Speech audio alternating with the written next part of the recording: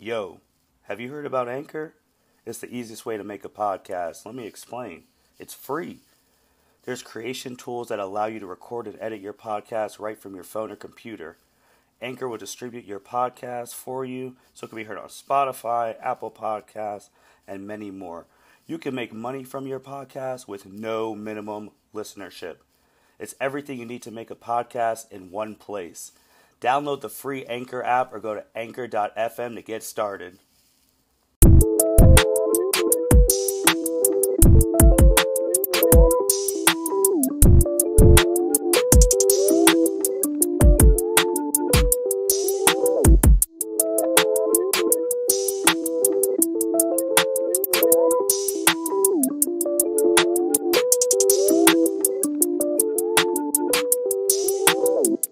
Welcome, everyone, to the L7C podcast, Dragon Ball Edition. Our Dragon Ball expert, Mitch, is back with us to talk about Dragon Ball Super Chapter number 64, which just came out Friday, September 18th. Mitch, how are you doing today, man? Oh, I'm doing pretty good, pretty stoked. It is a incredible day, let alone when we recorded this podcast. For anyone who's listening, it's Friday. That's always a great day. In case you love Dragon Ball, today's a very exciting day. If you are like me and you like video games, Super Mario 3D World came out there, so I was able to get a hold of that. Haven't tried it yet because I've been so involved with the Dragon Ball Super, and I'm ready to go. Let's get to it, All man. right, yeah, let's just dive right into it. As we said, the chapter came out today, which was early. Usually we get the chapters on the 20th, but I guess since the 20th is a Sunday, they wanted to drop, well, Sunday for America, they wanted to drop it on Friday. So let's just hop right into it. Chapter starts off, Goku angry that Miris has passed away. Jocko's asking all these questions, asking if Miris is really dead. Goku talking about he's not fighting alone. He was saved by Vegeta, Dende, Miris. We have Whis and Beerus patiently waiting. Beerus even quotes saying, "Well, let's see it, Goku." Whis is saying it's imminent. Let's see if he can control his emotions. And we're thinking he's talking about Mastered Ultra Instinct. Goku's asking Jocko why he joined the Galactic Patrol, and he said he wanted to preserve peace, and the uniforms were cool. That's just Jocko humor. And then we see Goku looking at Moro, saying he's going to be the one to defeat him. And Moro's basically, I'm paraphrasing all this stuff, guys, you get the quick rundown. Then Moro's basically saying the same old crap. You've been saying this forever. Goku starts to power up. And we're like, oh, what is happening? Because it's a big power up. And Piccolo is like, what is happening? Gohan's like, it's dad. He's really about to do it this time. Beerus is there, calm, arms folded, saying, seems things are going well. Whis is like, it appears so. Looks like we're about to go and see Ultra Instinct perfected. But for us in America, we just call it Mastered Ultra Instinct. And then you get this cool shot when he's done powering up of Goku looking up to the sky. His hair's obviously changed. And then he just comes down and you see the Mastered Ultra Instinct look with the silver hair. And Moro's like, what is that form? And then you just have and then Moro tries to blast Goku saying, stay back. Goku just blitzes him. Like, it's pretty incredible. Since he's in Mastered Ultra Instinct, Moro can't lay a finger on this guy. And then the next couple of chapters is just Mastered Ultra Instinct thrashing Moro. Like, he is just getting obliterated in each panel. And even Beerus is talking about Goku's fine-tuning his moves more and more. And Whis is saying, indeed he is. And then it's just, he just keeps going. He's just thrilling Moro. Moro's even asking, he's like, how are you dodging like this? And then the funny thing, Goku's just like, not thinking. He's like, my body's acting on its own and deciding how to dodge, which is why his attacks can't hit him. And then Moro's trying to get more and more pissed. Moro powers up. And even Piccolo's talking about he's charging the full power. It really doesn't matter because Goku is just manhandling Moro, throwing him up in the air. And then he hits him with a punch, which was a pretty cool shot. And that punch is heard around, looks like the planet, maybe even the universe. You see like the shock waves. You see people on Kami's lookout hearing it. You see it in space. And I thought Moro was going to die from that, but he survived. Beerus is giving Goku credit, talking about perfectly done. Whis is talking about Beerus showing him respect. Goku finally realizes that Beerus and Whis are there, and he's like, "Oh, you guys are here." And Beerus is like, "Don't stop now. Finish the job, so we can go and eat." And then Goku's telling him the typical Goku stuff after he powers up. You realize you can't beat me right now. Moro's thinking that Goku thinks he's a god, and Moro doesn't care. And I quote, "I am Moro, consumer of worlds. The gods' creations are mine to devour. I am this galaxy's supreme life form." And then he's powering up, and Goku doesn't care. He hits him with a back kick, and this guy just goes flying. And Goku's giving him the whole heroic spiel of, "You see what you've been doing, you see how it feels, been killing all these innocent people, Earth isn't your plaything anymore." And then he's just thrilling him. Every time Moro tries to talk, Goku just blasts him. And the last time, he blasts him into a rock, and Moro's even talking about, "Help me, don't kill me." Goku asks Jocko, he's supposed to be on death sentence. He's like, "Yeah." And even Jocko said the same thing that he said to Vegeta, "If you don't, can you mind doing the honors?" And then Goku rips off his shirt and is like, "In that case, let me fight as an Earthling." Jocko's asking, what does that even mean? And then Whis is saying, it seems like he's quitting the Galactic Patrol. And Beerus says he has a bad feeling about this. And that is basically the rundown gist, basics of the chapter that just came out. Now we're just going to dive and dissect it even more. So, Mitch, when you read this chapter, what did you think about it? So I'm glad that we were able to, kind of predict what was going to happen based off of like 63. We had a strong feeling that, MUI was going to happen, and Yep. it did. Some people were speculating. I don't think we brought this up, but whenever I was looking around, seeing what other people thought in the community, some people were speculating if this was going to be a brand new transformation instead of MUI. Between you and I, and maybe the listeners, I'm glad that did not happen because there was no build up for a transformation that was not MUI or something different to come about. And if there was, I think that would have just kind of thrown the entire arc into a loop. So I'm glad that MUI came, and I'm glad MUI stomped Moro. And because it goes back to like Jiren, MUI stomps him, doesn't get the job done at the very end, though, sets him up for success, but doesn't get the job done. And now it's doing kind of the same thing, and that is stomping Moro, putting him into dirt, kicking him into rocks, making his life a living nightmare, which it should be. And the very end of the chapter, we see Beerus say just the lines of he has a bad feeling about this, already indicating that's what Toriyama and Toritaro are basically hinting at is this fight is not over. I speculate that MUI is not going to win against Moro. It's just going to be that next step before we see whatever the finale will be, which I'm hoping that it is Vegeta. There is actually a screenshot in the manga chapter of 64 where it shows that Vegeta is standing. He has been healed, and Gohan's healed, and Piccolo's healed. So they are up. They're at it. They can see the fight from where they're at. So it's not like they have to travel far in case they need to get involved. So I'm expecting some great things actually happen in the next couple of chapters.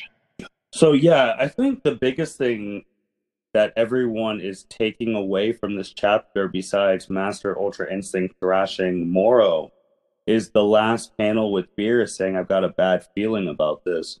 We don't really get in context of what he has a bad feeling about. I know it's shown after Goku rips off his shirt, saying he wants to fight him as an Earthling from here. So I don't know if that's meaning that he's not going to finish the job, and we're gonna be deja vu like Resurrection F when he was taking too long with Frieza. So that panel, I think, is actually the most interesting one on this chapter because we don't know what that really means until we get further context next month. I think it's interesting that Goku would say that he would ask Jaco, hey, is there a death penalty on Moro? Jaco says, yes, of course. Can you finish it off? And then Goku is like, I'm going to fight him as an Earthling now. How I interpret that is he doesn't want to kill Moro because that's not who Goku is. He's never wanted to kill his enemies. He's always wanted to give them another chance at like in a redemption.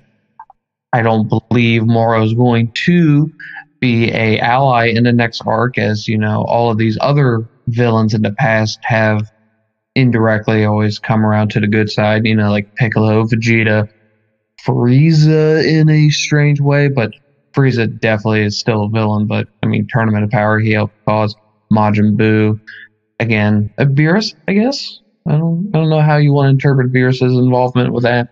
Just because he was an antagonist doesn't mean that he was necessarily a villain. But yeah, I think Goku quitting the Galactic Patrol means that he's probably going to try to spare Moro if he gets over like his evilness and passes on his sins, gets cleansed, whatever you want to say. But that will probably be the downfall, is that Goku's going to waste too much time trying to give Moro another chance, and then he's going to fall out of MUI, and then we're going to see whatever happens from there. You know, it's crazy when I'm looking at this panels and this chapter again. It's very, very similar to the chapter when Vegeta came back and he showed off his new skills and he was thrashing Moro, because Vegeta asked Jaco that same question. That isn't this, well, basically, isn't this guy on death row? What do you want me to do? And Jaco was telling Vegeta to finish the job.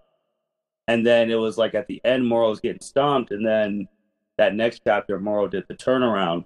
And even if Goku, I don't know if he's fully mastered Ultra Instinct. We don't know if he can just go into it at will now or it's just for this. But we don't know if his body can handle it. So he might have that thing where it happened in the Tournament of Power in the anime, where his body starts freaking out. And then he's back to normal. And then, like you said, we're back to square one. Because I really found the similarities between this chapter and Vegeta beating up Moro very fascinating. Because when Vegeta was doing it, it was Goku and Piccolo in the back talking about how much Vegeta's improved. Goku saying Vegeta surpassed him, this. But now when Goku was the one beating him up, the two people watching and commenting were Whis and Beerus. So I think those chapters are actually pretty similar if you like compare them and reread them. Even the part where Moro, like Goku has Moro up in the air with his hand up. There was a point in the chapter where Vegeta had his hand up in the air against Moro when he took all the energy back. So I think it was very, very interesting that they're similar. It's funny how you compare that chapter to this chapter, because there's one other thing in which this just might be pure coincidence, but after Goku, you know, smacks Moro in the stomach and sends a shockwave, sending everyone back, shockwave across the world and whatnot, and then Moro powers up to full power to fight MUI Goku here. He tries to sneak up on Goku. Goku kicks him in the face. And back in one of the earlier chapters, when we saw Moro on Namek, one of his magical powers was that he used the planet's life force to make like energy beams and like barriers and that stuff. Well, that's what he did whenever he powered up. And Goku kicks him into one of these beams, and the beam is so strong that, of course, it would damage Moro, but it actually blasts off his left hand in one of the shots. it's kind of pure coincidence because that was the same arm that Moro got blasted off by Goku earlier um, before Miras arrived, and then Moro, used Goku or Piccolo's regenerative. I can't say the word regenerating abilities to extend his arm through Goku's chest. So there are some more similarities between some other chapters that have panned out. That are we going to see Moro use the energy or the powers that he has stolen in the past? Like, because if Moro brings back his arm, then we know that he can use Piccolo's techniques, which therefore means he can use Vegeta's techniques. Anything that 7-3 stole, which then we wonder, did Miras not get the job done? Did Miras do something different that we're not aware of yet? Or did Miras' effects just wear off? So that's one thing for us to watch in the next chapter that will come up, and that is, does Moro still have any powers other than the ones that he has and 7-3 has? We still are waiting to see, maybe, does Moro have any other magic? Because when Goku's smacking him around and Moro says, Moro's not backing down. He doesn't fear divine power, he says. He consumes the worlds that gods create. He is the galaxy's supreme life form. So I just imagine there's going to be more magic that Moro should have, especially since he's been hyped up so much since the very beginning that his magic is what makes him a terrifying villain. Because all we've seen, technically speaking, from his magic is he is able to absorb the energies of people and the people on the planet, or the planet itself as well. We've seen him when Goku went Ultra Instinct Omen. At first, when they were fighting, Moro was like, okay, you're really fast. I have something to stop that. And that was whenever he used really the same technique that Goku used on him. And that was, he used energy on Goku's hands and feet to kind of slow him down. Goku broke out of it, though. And Goku used that same attack on Moro in this arc before he gave that incredible gut punch. But other than that, unless there's another magic technique that I have missed or I have forgotten, I guess other than at the very beginning when Goku tried to seek out Moro's energy so that he could use instant transmission to get to him, Moro was able to sense that he was being sensed. That's the only three things of magic that we have seen from this guy who has been hailed as a magician of, well, everything. You know what I mean? So I'm expecting to see something else from Moro. Yeah, I do too. And with it now being September 18th, 2 months from now, November will be the 2-year anniversary when this arc started. So I don't see this going past November.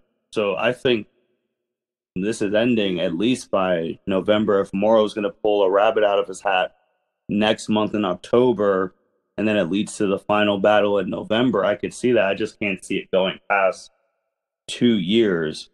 What do you think? Do you think it's really getting to the end now and it's going to be over on the 2-year mark, or they're going to go past that? What are you thinking?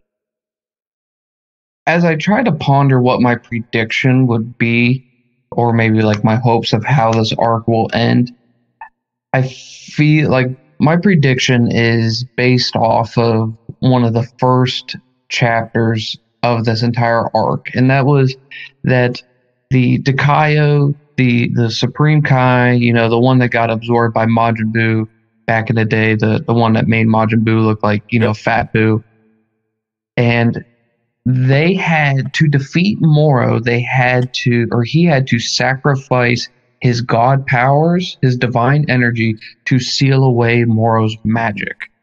And then they were able to put him in jail with the Galactic Patrol.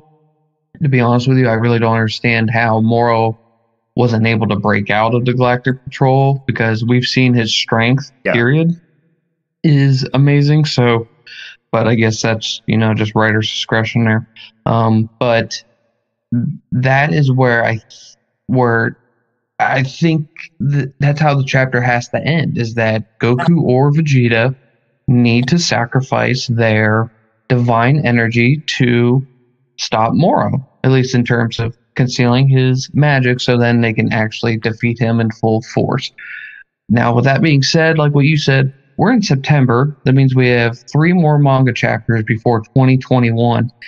And I don't know if they can try to fit in that final plot point in 2 chapters for November to be the last one. So I think maybe they could if they span it across 3 chapters.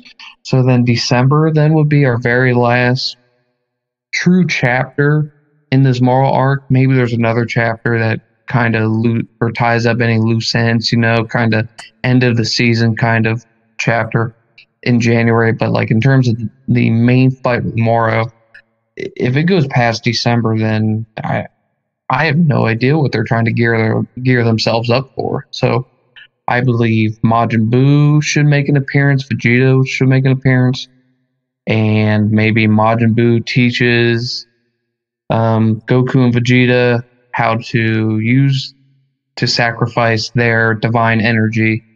And then after that, I mean, we have no more Super Saiyan God, Super Saiyan Blue, and maybe we can discuss at another time what we think would happen after this arc. But with what you said, it has to be over in November or December. I mean, we're pushing 2 years. We got to move on. And something that was funny about Vegeta in this, even though he was shown a little bit, he didn't even drop the signature Vegeta line that, "Darn it, Kakarot, you surpassed me again." Like, I was shocked that that line didn't happen, or that he didn't even speak in this chapter. Gohan had a couple lines, so did Piccolo, but Vegeta not saying a word. I was just a little shocked by that little tidbit. And then with the artwork in this chapter, I don't know why, but I really like that they still showed like the chest where Moro impaled Goku, like on that, I think it's on the left, but like having that little circle on his chest is like, yeah, that's where Moro stuck his hand through.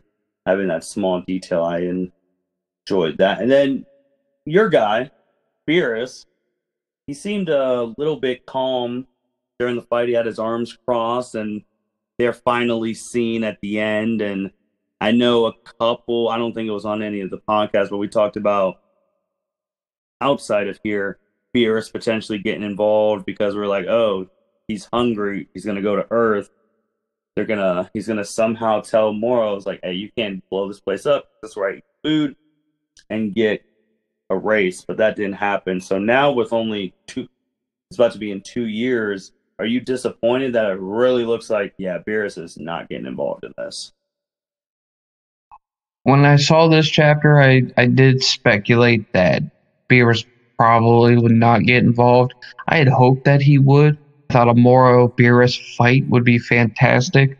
The only way in which I could see Beerus get involved is based off of the fact that that pan at the very end where he says, "I got a bad feeling about this." With him saying that, it kind of shows that he like kind of cares towards the Z fighters and like Goku. I mean, they did save his life in turning the power. And the only thing I could think of is Beerus would get involved to delay Moro from destroying them or just destroying the planet, to give Goku and Vegeta time to, do their thing. Let's say Majin Buu actually came and was going to, or Dakaio Majin Buu was going to teach Goku how to sacrifice his divine energy to seal away Moro's magic. There's going to be someone that has to kind of pause Moro from actually continuing, because Moro's not just going to stand there and let this stuff happen. But I mean, that's kind of a stretch, and that's also a copy of what basically happened in Broly's movie. I mean, yeah, you had Frieza getting beat up while Goku and Vegeta were learning fusion, and then Whis kind of stepped in to kind of just delay Broly there until Gogeta showed up. So I don't want them to copy what they just did in the movie. But I mean, that's in my eyes, that's the only thing that could get Beerus involved, like with a plot in mind. He could get involved just because he's like, hey, these people saved my life during the Tournament of Power. I'm going to pay them back and get rid of this guy. And, now we're even. But that would not make any sense.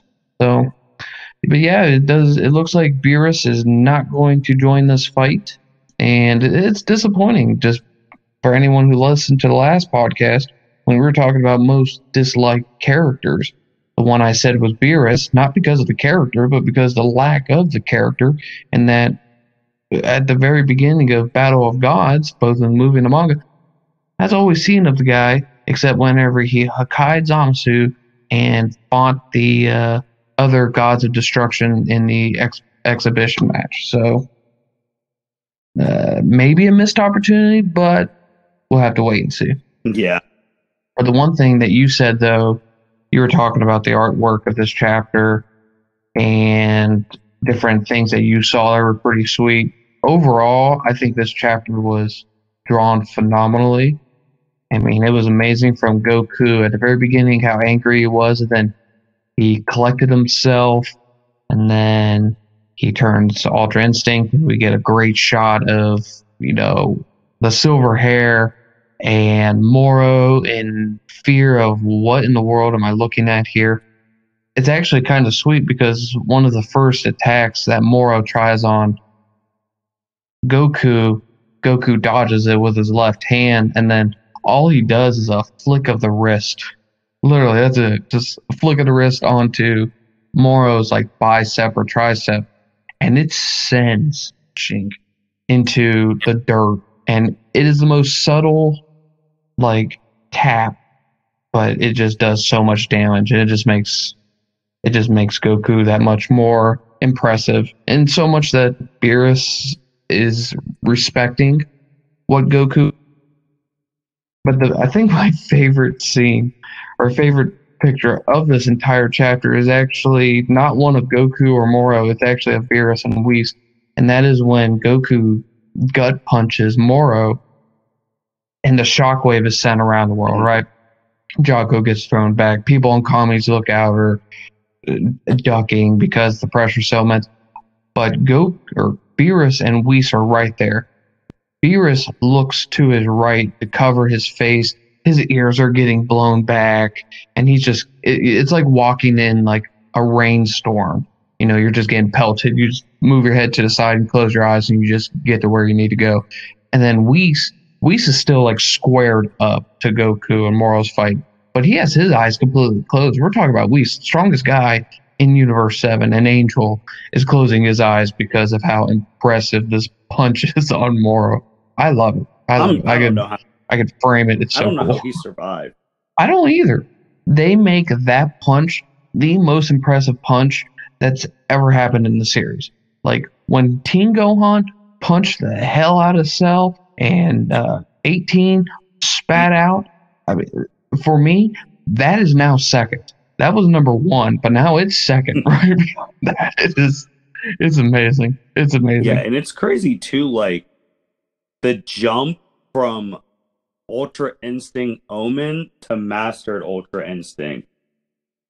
Like the jump is just so significant because Omen Ultra Instinct wasn't doing anything against Moro.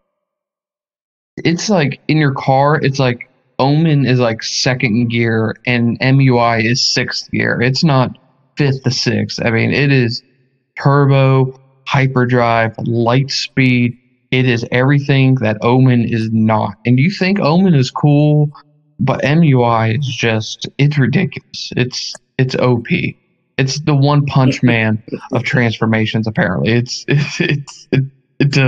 mind-boggling how much of a difference there is with Omen and Mastered. So with this chapter ending, we go into 65 next month, October 20th, and it's really hard to make any sort of predictions due to this one just ending. But we're going to try our best, and I'm going to go first. I think my prediction is next month, Moro is going to do some super final technique that might actually pose a problem, and Goku is going to be lackadaisical Goku and not get the job done immediately, and then we're in peril again. That's just my quick prediction for next month. What do you think? I'm in agreement with you. Moro's going to show some new magic that we've never seen. It'll turn the tide for him one last time.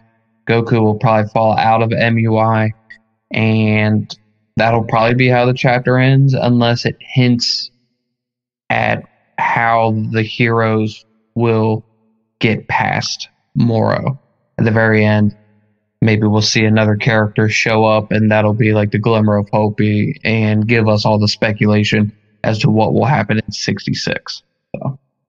Yeah, and now we just have to play that waiting game. It really stinks that, yeah, these chapters are like 45 to 48 pages, but they only come out once a month. So then we're just it's pretty much a stretch. Sometimes I just wish that the chapters could, kind of be like per week, but that's a lot more difficult than, you and I can probably truly imagine. But even if they were shorter, 1 week, it gives me something to look forward to on the weekends instead of waiting for a month, because we're looking at other stuff from, today up until maybe the 10th of October. We're going to just be looking at other Dragon Ball stuff. We might look and see what's going on with Heroes, which we haven't done any episodes on Heroes yet. And that'll be something to dive into. Or maybe all of a sudden Xenoverse 2 releases more stuff for their season pass, which is it just never stops. And we could talk about that. But yeah, we go for basically 20 days with nothing to really get to talk into, because by then everyone has their predictions and everyone has their thoughts, their reviews out, and we're just waiting. So yeah, it's kind of a bummer. Yeah, and with the people who do listen, and you guys who are into Dragon Ball, we've been seeing the love you've been giving our Dragon Ball episodes, and we support and we love that, and we thank you all for that. So we know there's an appetite for Dragon Ball stuff, so we're not just gonna disappear from you guys and come back 20 something days from now with our preview. We're going to try and come in before our preview episode with some other Dragon Ball topics. Mitch has already stated we haven't talked about Heroes and Heroes' place in Dragon Ball, because I think it's a very interesting place how that show has everything canon, but it gets the least amount of effort and work.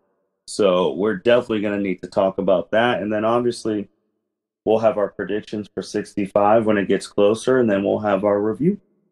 Sounds like a plan then. So thank you everybody who tunes in and listens to our Dragon Ball podcast. Truly appreciate it. If you guys get a moment and you guys want to listen to some other content, there's some other fantastic shows in which Martin is putting on.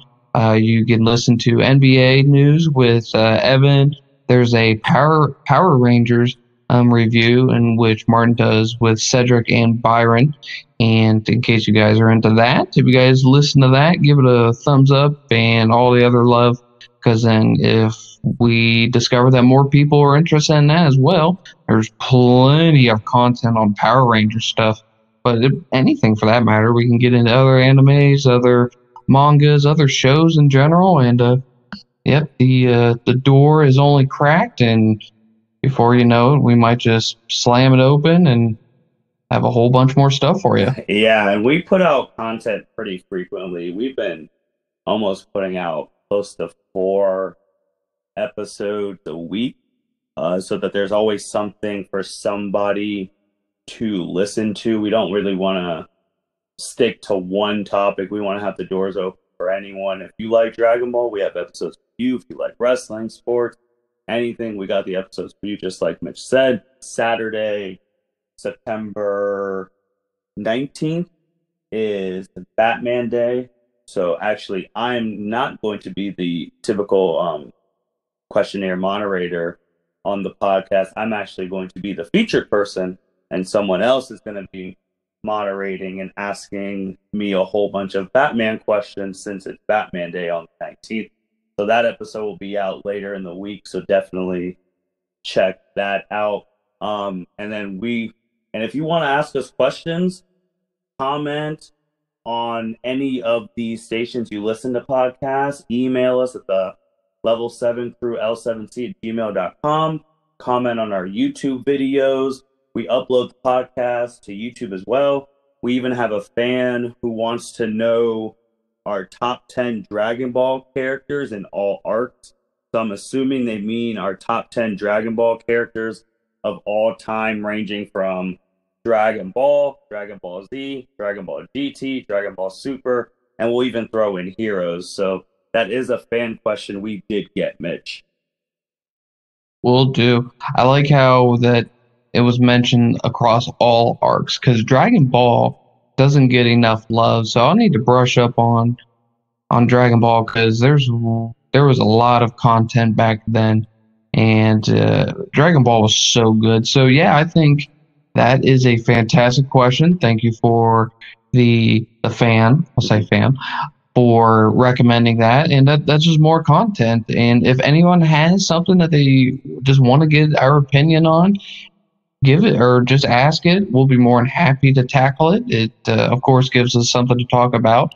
And then don't forget to give your opinions on this stuff too, because we want to hear what you have to say, because maybe I missed something, maybe I'm not thinking of something, and you might just enlighten me, and I would truly appreciate it. And maybe we can have a more open discussion on that. So thank you, and hopefully hear from you guys too. Oh yeah, it's a great time just to be talking Dragon Ball with you guys, and just with Mitch. We used to do this all the time when we were living together, and now for the world to actually hear our opinions on the subject, it's just a really great thing to always look forward to every couple of weeks.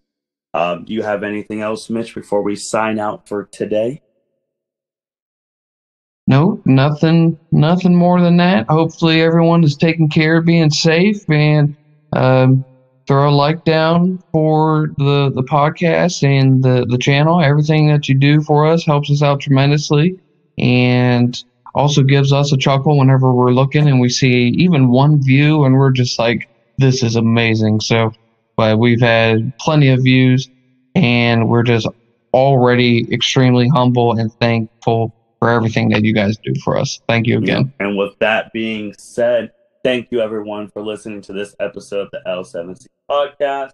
We'll be talking to you guys soon. Take care. Have a good night, everyone. Thank you for listening to this episode of the L7C podcast. Be sure to like, rate, review, and subscribe to the channel. Follow us on all social media platforms, and we'll be talking to you guys soon. Take care.